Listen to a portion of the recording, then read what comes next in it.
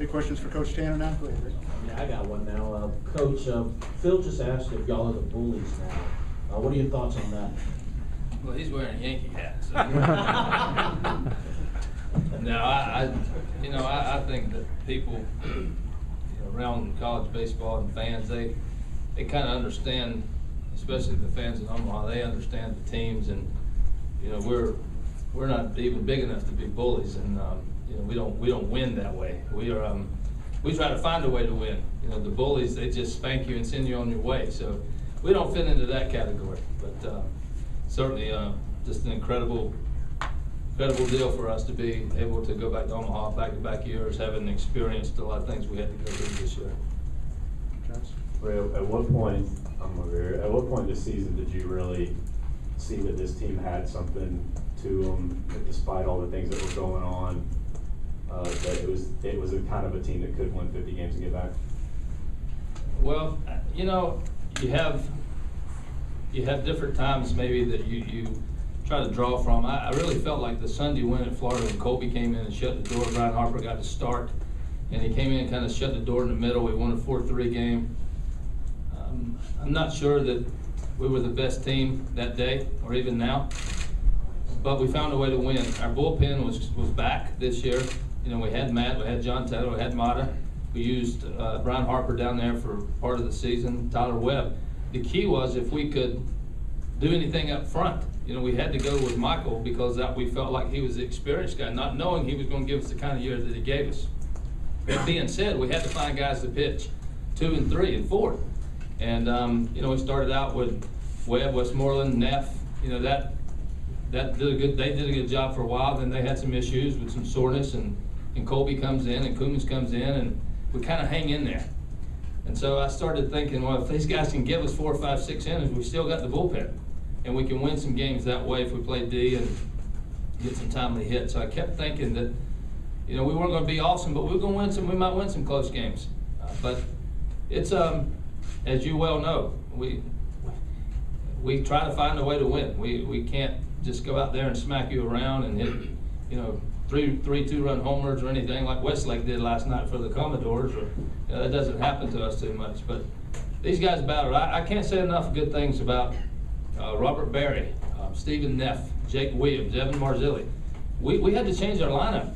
We're in a major college baseball program, and I have to tell a guy that hasn't swung the bat in 3 years that, hey, you're going to be in the batting practice group tomorrow, and we're going to have to play you, Stephen Neff, and take you a few days and get the rust off, and let's go. And he, he's been outstanding for us. Played good defense. Jake has. Marzilli played center. Barry stepped in for us behind the plate when Brady's been banged up. It's hard to find enough guys to do that, and they did it. That was just an incredible group for me to be able to. Those guys just kept grinding and thinking that this is going to work. I'm not Jackie Bradley in center field, or I'm not an Adam Matthews type talent, but we're going to find a way to get it done, and they survived and they contributed to help us win.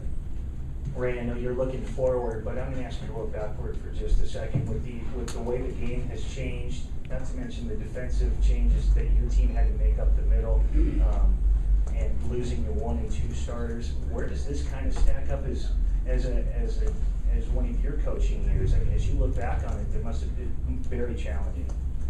Well, it's challenging, but players win games. I don't go between the lines, and if you can find the right group of players and the character, and you got enough of them, you got a chance. And that's, I believe in that very strongly. Do you have enough players? Do you have enough ball players in our game? And when you run a guy like Wingo out there, and Brady Thomas, and Walker, so many guys that have been there before, and you give yourself a chance.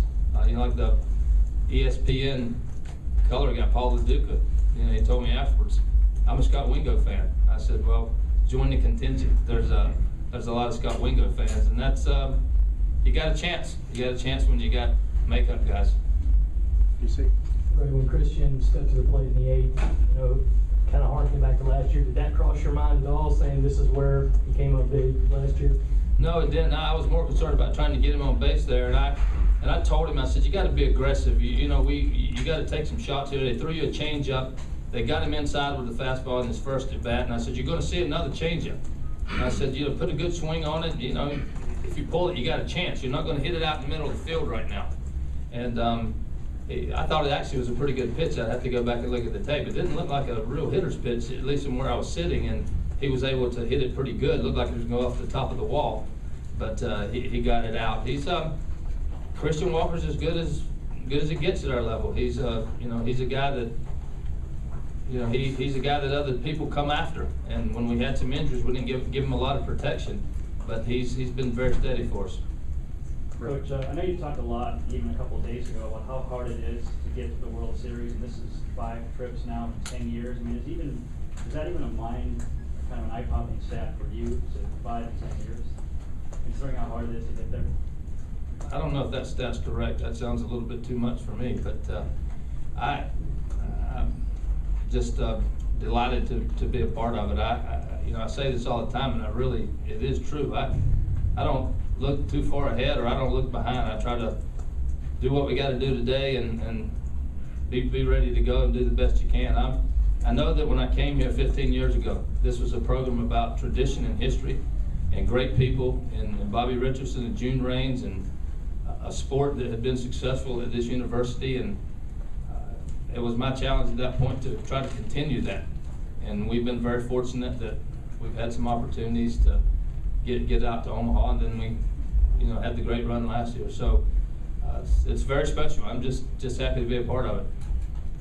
You talk about how, I guess you say all the time, go out and win anyway. It seems like this team has really kind of adopted that. Can you talk a little bit about that? Well, one of the things you can do as a coach is you can make points from time to time, and I try to do that. I try, especially at practice, I will criticize players relentlessly, because I think you have to learn from that, and you have to be tough-minded, you have to be a competitor, you have to have tough skin. But beyond that, you try to find a way to survive, and you can't worry about things that happen. You make errors, bloops fall, great plays get made against you.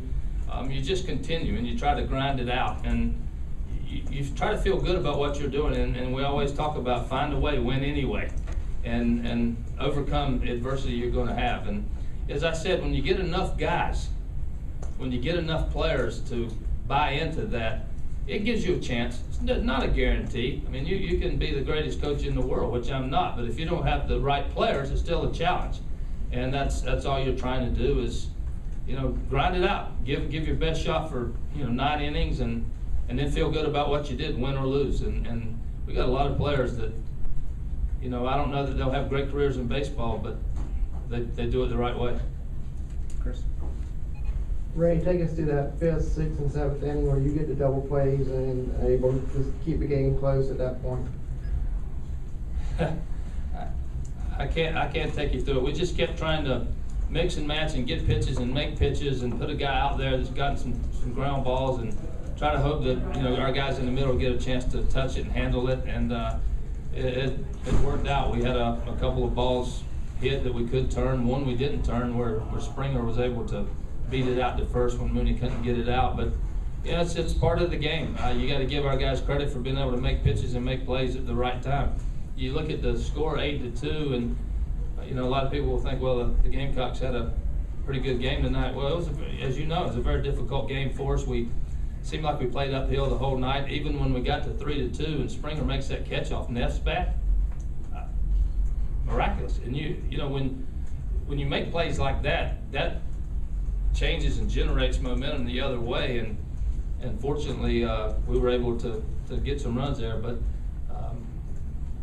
we just were able to do enough good things there with our pitchers. And our guys, Mata, Webb, Taylor, Price, they understand their role, and they try to perform and do what they can while they're there to give our team a chance, and they've been outstanding. It seemed like Colby was really struggling to get his breaking stuff over and missing with that slider. Is there any thought of going ahead and maybe pulling him for a Neff or a long time, reliever, maybe earlier than you? Well, Mata was a long guy just because they had 7 righties in there and maybe getting some ground balls with his sinker. I didn't, I'm not used to that dugout over there, so I have a hard time understanding exactly what's going on with our pitchers as much as I do in the other dugout. And I thought Colby had pretty good life on his fastball. He was close enough with his breaking ball, he was getting some swings, but then I guess what inning they got, the second inning where we had 2 outs, nobody on, and a flurry, 2 runs in a jiffy there. And they got some good swings at him. And then he settled down. I think he got 7 or 8 in a row after that point. But they continued to hit a few balls hard, and that's where we get to the 4th or 5th. We say this is where we go with our matchup guys down there and try to hang in there. Back to the double plays, when that was happening, what were you saying to the guys in the dugout, and did you kind of, harken back to the things that had happened before and say, this is kind of the way we've won all year, is, maybe we were getting outplayed, but we're still in the game? I don't say too much over there, but I hear the guys talking, and when it gets real, when we get into those tight situations, I hear the conversation. This is the way we do it. We don't run away from anybody. We have to win some close games, make a few plays, and maybe roll a double play in there. And I hear that kind of dialogue. This is how we do it, and they're fairly comfortable in those situations. They don't always work out the right way, but we've been there quite a bit. Anything else for Coach Tanner? All right, thanks. Thank you all very much. Appreciate the coverage and our people here at the university and the athletic department, our NCAA reps. Outstanding. I told Brady after the game, I said, Brady, I just want to know what it feels like to be at the plate and everybody's chanting Brady, Tom. I said, I'd like to hear that one time. Of course, I don't want to be at the plate, but that's outstanding.